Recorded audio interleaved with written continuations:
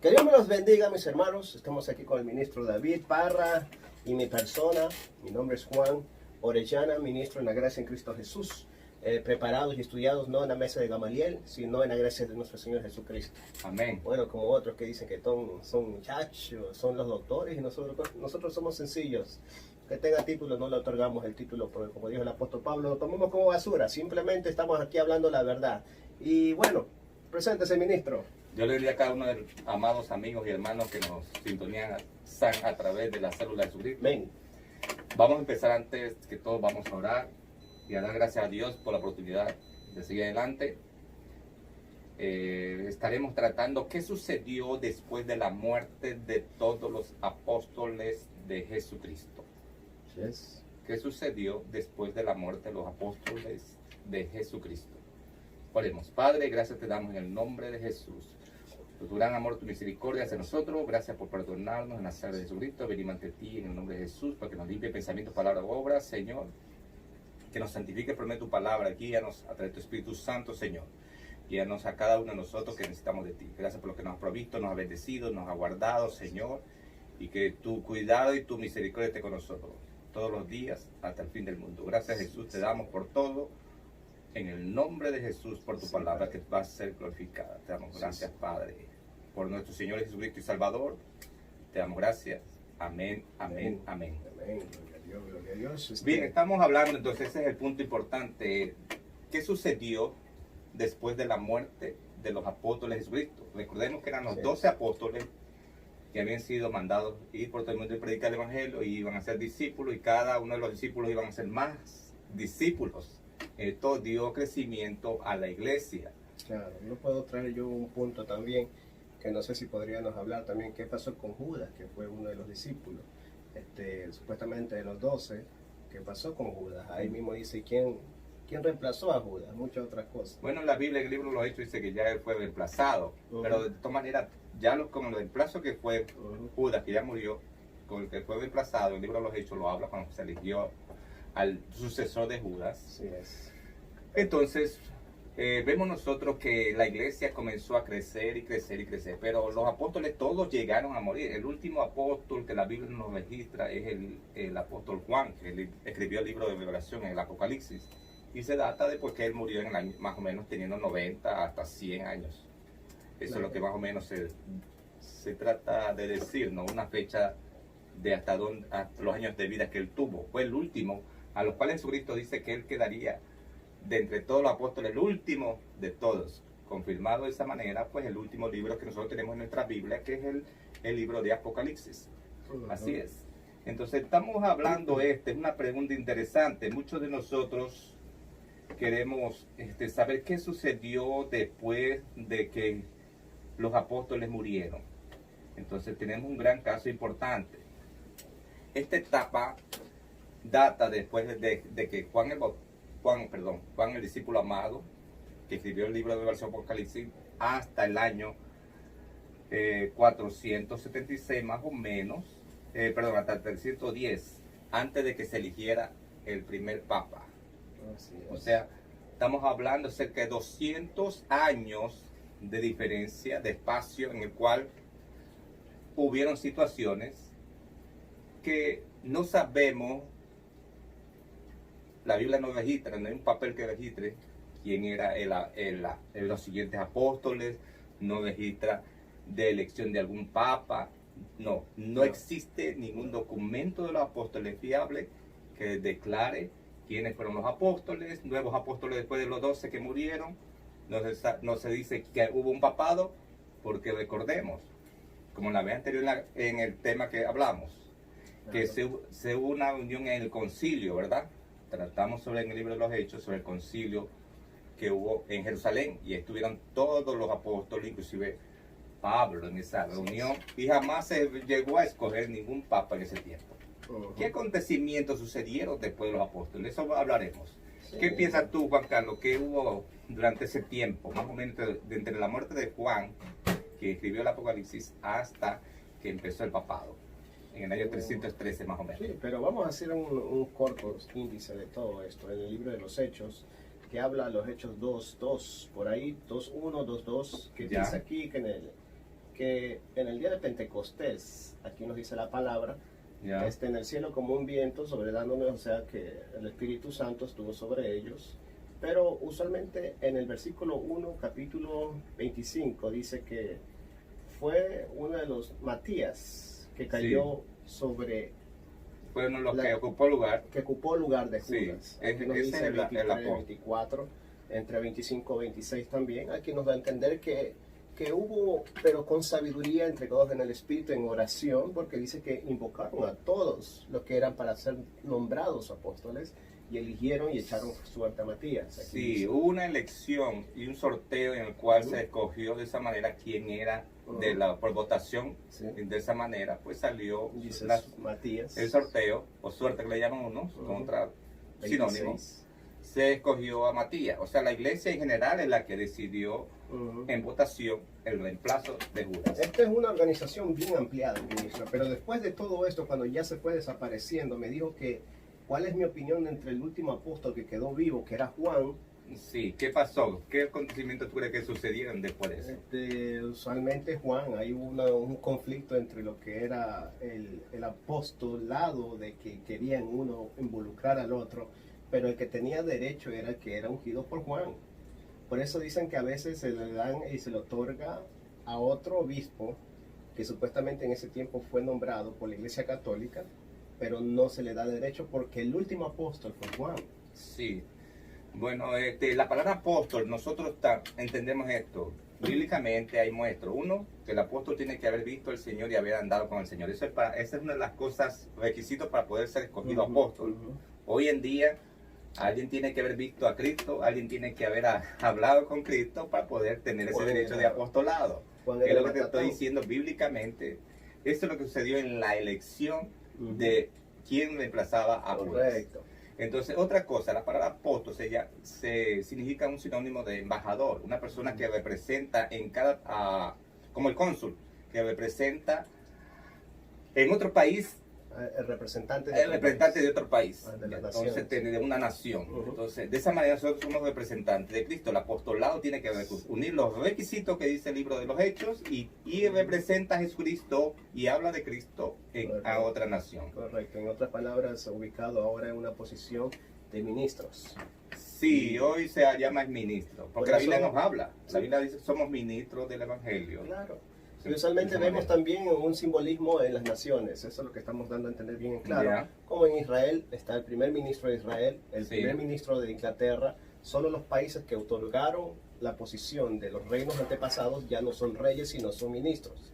Ya son, como dicen, los representantes de cada nación. Pero Ya. nosotros tenemos la otorgación del reino de los cielos. Ministro, Amén. acérquese un poco más acá. Mira, mi hermano Juan Carlos, Ujú. yo te pregunté qué aconteció más adelante después de la muerte de los apóstoles. Hubo... Recordemos que había iglesias por todos lados, Había en todo iglesias. el imperio. Y entonces, ¿quiénes estaban ahí al frente de esas iglesias? Esos grupitos en cada iglesia.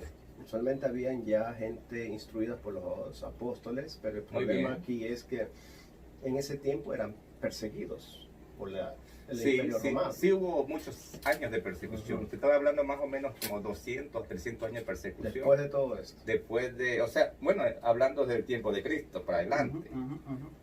Sí, o sea, mi opinión personal no es, sino Ya. histórico, lo que yo he escudriñado más o menos en lo que es la historia. Dime. Había una falta de entendimiento de lo que en verdad era de ser un cristiano, porque no Claro. había palabra de Dios, no existía Biblia, en lo cual cuando ya pasó todo eso, existía iglesias, pero no sabían cómo ser guiadas, porque los pergaminos y los papiros fueron, como decir, escritos por los discípulos, pero fueron esparcidos en diferentes lugares. Ya. Entonces no había una idea cómo es regir una iglesia. Lo que tú dices es verdad. O sea, si había mucha iglesia, la Biblia también nos habla que habían obispos. En Timoteo, si tú vas a la cita bíblica, en Timoteo siempre se menciona de que las iglesias estaban siempre a cargo de los obispos. Léete los primeros del 1 al 7 los requisitos de los obispos. Ok.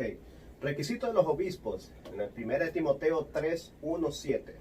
Dice, la palabra fiel, si alguno anhela obispado, buena obra desea. Pero es necesario que el obispo, escuchen, muchos desean, pero es necesario, escuchen, Los requisitos. los requisitos, obispo, sea irreprensible, o sea, testimonio, marido de una sola mujer, por lo que verdaderamente hay un combate y no caer en pecado.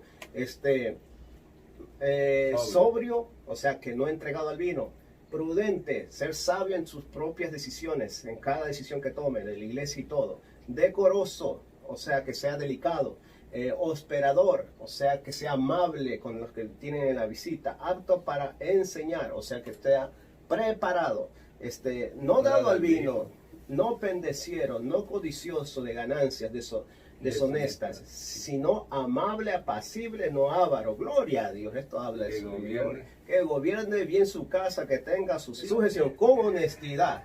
Pues el que no sabe gobernar su propia casa, ¿cómo cuidará la iglesia de Dios? Así, no un neófito, no nuevo. No un neófito. Nuevo. No sea que, claro, significa nuevo. Dice, no sea que envaneciéndose caiga en la condenación del diablo. O sea, el orgullo, el ego que se dice, yo soy el ungido, como dice, yo te conozco, como dice mucho, gloria a Dios. Pero bueno, eso es del diablo para mí.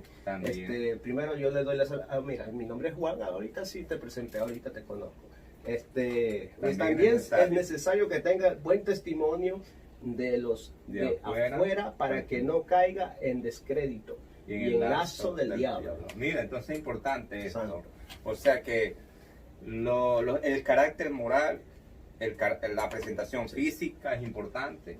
Claro. También su preparación educativa es algo importante. Y el testimonio con la comunidad. El testimonio con la comunidad es algo importante.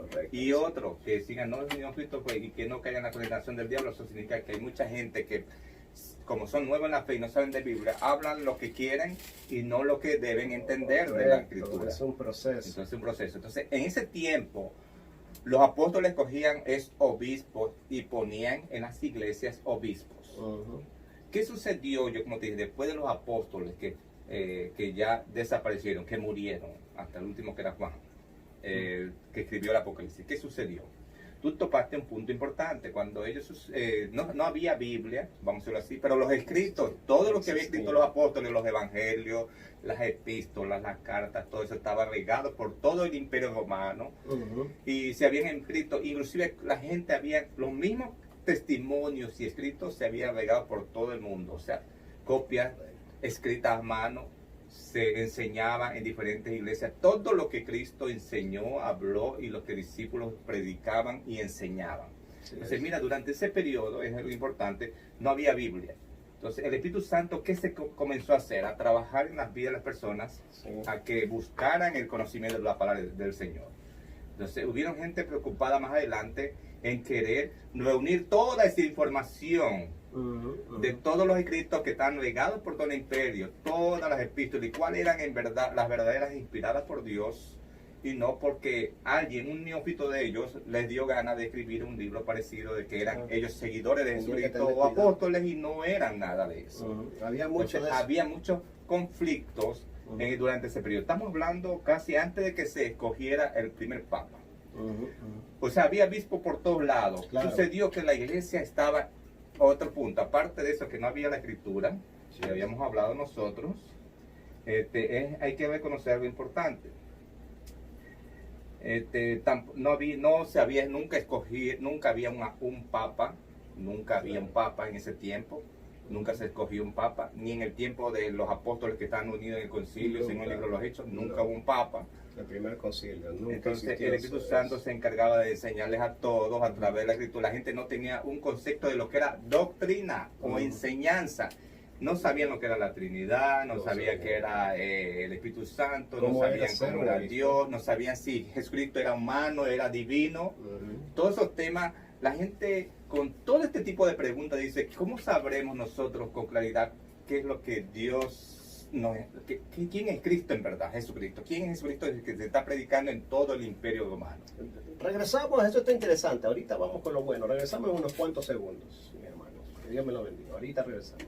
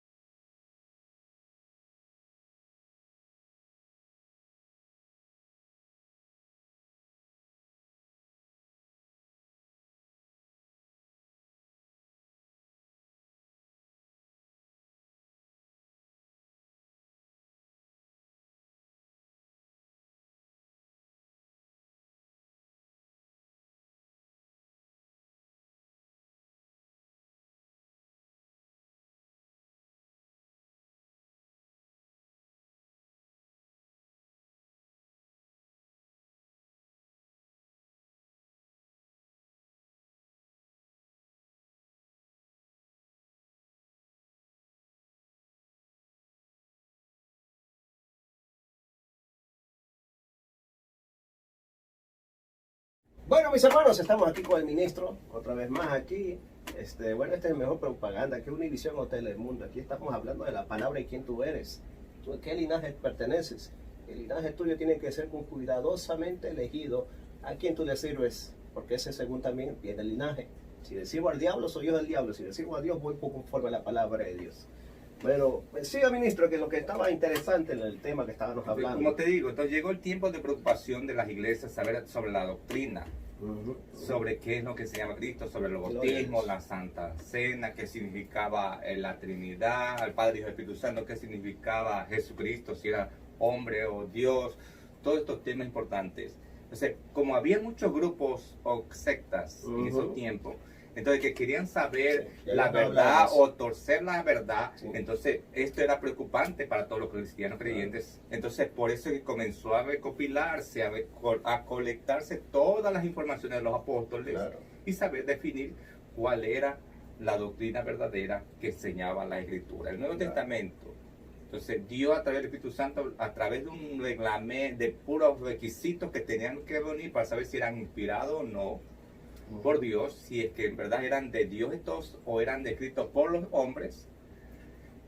o cuya enseñanza eran de Dios y eran de Dios, pero esa enseñanza tal vez eran de los hombres, pero no eran parte de lo que Dios enseña. Sí, había como unos aportes que le ayuda al ministro a aportar, en que en la Iglesia Católica habían ciertas personas que trataban y dicho que inspiraban con el Espíritu Santo, pero lo mezclaban con brujería. Totalmente, y era aceptado, supuestamente manifestado, como los vicentinos, algo así, que era un nombre otorgado a un italiano, si no me equivoco, que supuestamente era practicante de hechicería, y entonces fue aceptado como un obispo, pero él mezclaba, pero no tenían idea de que verdaderamente cómo era la palabra de verdad, porque él era supuestamente enseñado por sus padres y antes pasados, pero no tenían una idea conforme a las escrituras, no tenían una idea, entonces comenzaron a hacer sus sectas. Sí, o sea que cuando el Nuevo Testamento tiene que estar de acuerdo con el Antiguo Testamento, así dice la Escritura, Jesucristo dice. Entonces, dice Juan 5:30, escudriñad la Escritura porque a vosotros parece que en ellas tenéis vida eterna y eso son las que dan testimonio de mí.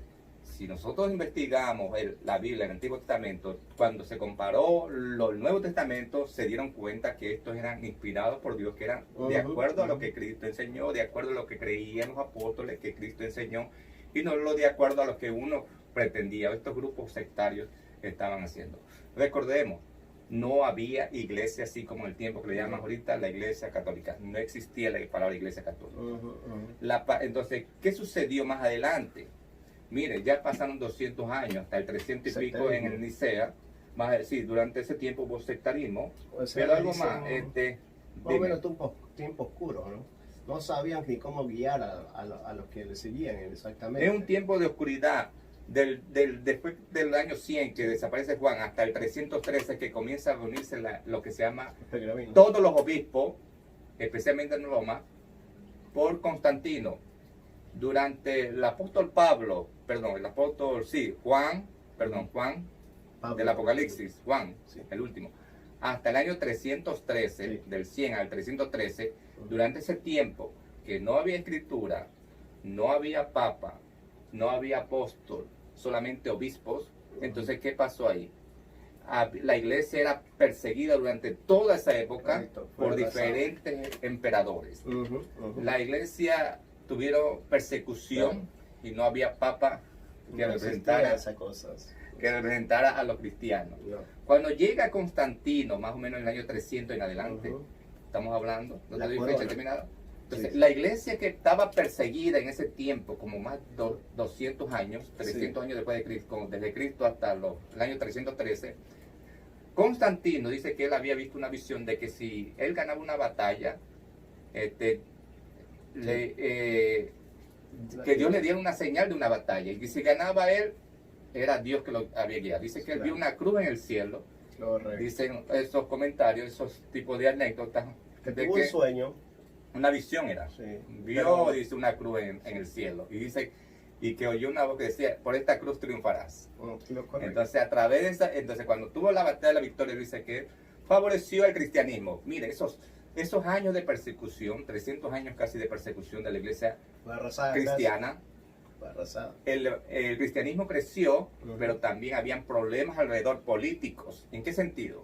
Venían los bárbaros de diferentes países, querían destruir lo que era el Imperio Romano, porque el Imperio Romano estaba en una decadencia tanto económica, limítrofe, política, había problemas no solamente de afuera con los bárbaros, sino también internos con el cristianismo, porque querían que el cristianismo adorara al César o a los emperadores como dioses. Entonces, ¿qué pasó después de estos años de persecución, de iglesia perseguida? O sea, Roma. Ahí comienza la iglesia, lo que le llama, en el año 313, Constantino hace que se reúnan todos los obispos en aquellos tiempos para escoger una persona que represente a todos los obispos. Sí, y es lo que llaman es el Papa. Pontífice. O el sumo pontífice, que le llaman. Ajá, porque el pontífice se le otorgaba al emperador. Sí, era una palabra que se otorgaba al emperador. Ajá.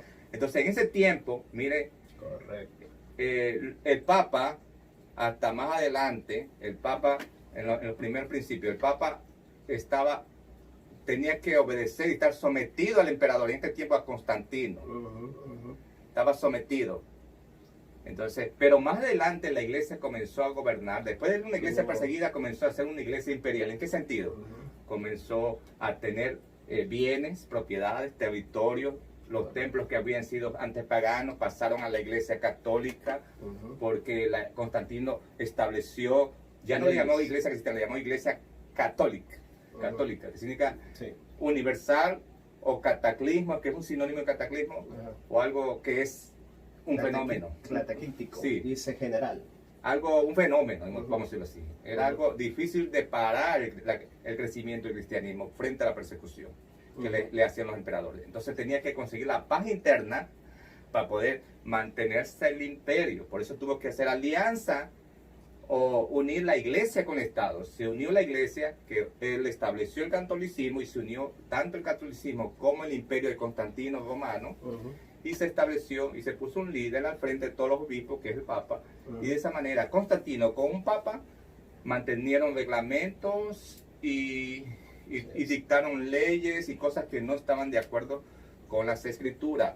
Y lo que apareció más adelante son un gobierno imperial de la iglesia. O sea, la iglesia comenzó a ser imperial. ¿En qué forma? La iglesia comenzó, ya no era, más adelante, ya no era el Papa sometido al emperador, sino el emperador. Ahora era el emperador sometido al Papa. Por eso ustedes veían, cada vez que veían un Papa o el presidente había un anillo, ¿verdad? Y era un protocolo, sí. Era un protocolo. Tenían que besar el anillo. Besarle el anillo.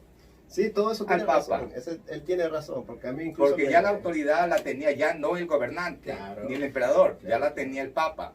Porque los pueblos estaban sometidos bajo el Papa. Claro. Todas las iglesias que eran obispas, que aunque no estuvieran de acuerdo, y eso tenían que estar sometidos al papado. Y eso es hasta la vez, mis hermanos. ¿Adivinen por qué? Porque cuando yo voy para allá, ellos saben de leyes. Ellos mismos dicen, mira, si tú no estás a favor del Papa, tú eres una persona no deseable para el país, que es un lugar, se llama, me olvidé, pero yo sé que es la capital de Roma.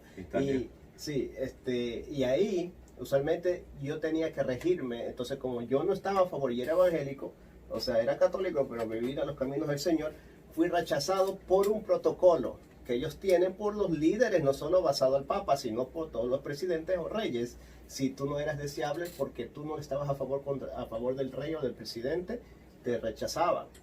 Porque es una nación, es un gobierno, pero no tiene nada que ver con la sana doctrina, con las escrituras. ¿Por qué? Porque el papado no viene de las escrituras, viene del gobierno nombrado por Constantino, comenzando como obispado que se le otorgaba al emperador. Eso es lo que quiere decir. Verdad. Amén. Sí. O constituido obispado a un emperador anteriormente, no tiene nada que ver, porque ninguna parte de la Biblia nombra eso. Hubo un concilio en la Biblia en orden, y las primeras iglesias había un orden otorgado por los ancianos, no por una política. La política fue porque incluso Constantino no tenía conocimientos, porque no sabía, ni los papiros no existían. Entonces, lo que pasa es que Constantino, si hubiera existido, a lo mejor se hubiera regido con la palabra. Pero yo creo que no. No estaba sometido por la palabra. No estaba sometido. Todavía, si él hubiera querido, hubiera recolectado todos los libros, haber que esa información y poder ir a la verdad que está escrita en la palabra de Dios. Porque Entonces, incluso él no fue bautizado hasta cuando fue anciano. cuando él murió, él mandó a que lo bautizaran y le tiraron agua en la cama, o sea, se llama aspersión. Esa es una costumbre, o sea, que Él casi no quiso. él no estaba tan familiarizado con No, él aceptando no la quería fe. porque él quería su chuletería, o sea, sus otros dioses, sus muñequitos y todo eso, como los romanos tenían muchos dioses, y como también como los grecios, eran una mezcla entre Grecia y lo que eran los romanos. Entonces por eso viene la idolatría de las imágenes, las esculturas y arte y muchas otras cosas de lengua que se le otorga al principio a los griegos, pero no fue de los griegos, fue usualmente estipulada de una forma de letras, ya existía una forma de comunicación por medio de dibujos. Yeah. Pero Entonces, vamos al tema. Entonces seguimos más adelante. El asunto es que la iglesia, que era perseguida antes, y ahora comienza a tener otro papel. Exacto. Después de todos los obispos, se escogió un papa líder de todos los obispos. Sí. Quieran o no quieran estar estas iglesias de acuerdo, tenían que ser sometidos bajo lo que diga el papa. Claro. Sea que esté bien el papa o esté equivocado. Y entonces ahí viene el problema más adelante. Porque cuando no se tiene la palabra de Dios, como en ese tiempo no lo tenía, la gente, usted podría creer lo que quiera y equivocarse de cualquier manera. Claro, entonces, ¿qué sucede en este aspecto? Entonces, la gente comienza a creer, dice, no, yo no leo la Biblia, dice, porque la Biblia es muy complicada. Entonces, mire que el propio Papa, los papas no leen la Biblia. Los sacerdotes le dicen, no lea la Biblia, te va a volver loco. O le dicen, no leas, que es difícil, complicado eso. Entonces ahí está el problema. Cuando uno no lee, comete errores y equivocaciones. Cuando uno no acepta la verdad que está escrita, hace lo que uno quiere o lo que otros piensan o lo que otros deciden. Si usted se pone a escudriñar la escritura, como dice Juan 5:39 de Jesucristo, escudriñad las escrituras porque vosotros parece que en ellas tenéis vida eterna, ellas son las que dan testimonio de mí. Usted no se va a volver loco, usted va a entender el pensamiento de Dios, no va a dejarse engañar por nadie. Recordemos, último punto para hablar esto, ¿qué sucedió cuando la iglesia ya entra en un imperio? De la perseguida a un imperio ya comienza a tener derechos. Y comienza a acumular de los templos, a ser dueño de territorios y de templos, y comienza a enriquecerse, Juan Carlos. Incluso por tus pecados tenías que pagar dinero. Ese es un punto que te iba a tratar en este momento para terminar. Se llama la indulgencia. Indulgencia, correcto. Indulgencia, o sea, pagar por tus pecados. La única forma que si estos pecados pequeños, bueno, te los perdonamos como sacerdote, como... Peca poquito, sí. Como sacerdote te lo perdonamos, pero tienes que dar tanto de dinero. Claro. Eso ustedes no oyen ahora, pero eso sí existía en la historia. Correcto, sí. Si ustedes van a la historia, van a ver que la historia dice muchas cosas verdades. No se escribieron mentiras, se escribieron muchas cosas que nos aclaran las verdades. Claro. Por eso es que Martín Lutero, que no hablaremos mucho más, sino después, si Dios nos da la oportunidad, Martín Lutero no estuvo de acuerdo que se estuviera cobrando por los pecados, por los funerales, por los bautismos. Por ninguna razón la iglesia tenía que cobrar dinero. Entonces, para terminar, ¿cuál es la iglesia más poderosa o más rica del mundo? La católica. Yo pensé que era la iglesia musulmana. No. Pues no. No, la católica. Entonces, este es el problema que existe. La historia nos habla sucesos que han acontecido y que nos aclaran muchas cosas de las verdades. Que a nosotros no podemos estar con los ojos cerrados, porque la historia también tiene su parte. Una persona que fue muy sabia, que es uno de mis familiares, y saludos a esa persona porque te dio un pensamiento muy sabio, me dijo algo así: para mí la religión es algo que nos ata y nos esclaviza. Y le doy la razón, y yo le dije, tienes toda la razón. Porque ella supuestamente no creía en Dios hasta cuando habló por medio de la palabra de Dios. Que la palabra de Dios, le dije, no es una religión, es una relación en nuestras vidas. Y eres tú la llamada, eres tú el llamado. Pero permítele que la palabra, no el hombre, la palabra te guíe. Y la palabra te hace justicia. Y si estás mal, no te juzga, sino te corrige. Como todo buen padre corrige a su hijo. Entonces ahí fue donde ella entendió, sí es verdad. Entonces de ahí ella se dio en cuenta de que verdaderamente no es cuestión de una política o creencias religiosas, sino cómo tú le inculcas a tu hijo, cómo es tu generación, qué valores tiene. Si se van perdiendo, estamos pagando las consecuencias hoy en día con la nueva juventud. Por eso dice, no se le puede dar la rienda a un joven si no está guiado por un adulto. Pero guiado por un adulto que sea sabio en la palabra de Dios. Porque Así de ahí es. se rigieron muchos. Así, a través de la palabra es importante, todo el mundo nos podemos descubrir muchas verdades y también reconocer nuestros errores. Amén. Damos gracias a Dios. Vamos ahora, ministro. Bueno, Padre Santo, Dios de la gracia y misericordia, te doy gracias por esta palabra maravillosa. Abre los ojos, los telones religiosos Señor. que nos tienen como cortina de un show tapado nuestras vendas, Señor mío. Pero abre aquel que quiera ver este programa, abre sus ojos espirituales para que se Señor. rompa ese telón y vean que el acceso ya no es de un sacerdote, sino todo aquel que ve con corazón arrepentido y dispuesto a Damos venir a los gracias, caminos del Padre, Señor. en el nombre de Padre Jesús. Santo, he aquí, Señor mío, te pido por el mundo entero, por Sí, todo lo que Señor escuchan Jesucristo. esto, para que sea edificación para su corazón y que abran sus mentes, Señor mío, y no le dé la pleitesía a cuatro paredes o al hombre, sino saber que hay una palabra Aleluya. de Dios que es manifestada por el Espíritu que mora tanto como este servidor y aquellos Santo que le Padre, abran en el el corazón nombre. a Jesús, porque Él dice que está al lado y te dice no lo Amén. hagas, pero esa misma vocecita que te hace un eco quiere morar Bendice, adentro y guárdalo, caminar contigo, ayúdalo, no en una Padre. religión, sino en una Vida, relación Señor. con un Dios En el vivo nombre de Jesús. que caminó con su pueblo y le hizo cruzar el mar con Amén. sus pies secos. Danos tu santa y amada bendición, Padre, Hijo y Espíritu Santo. Doy gracias, Amén. Padre. Cristo Jesús. Amén. Amén. Gloria a Dios. Que Dios me lo bendiga. Yo le bendiga. Adelante con Cristo.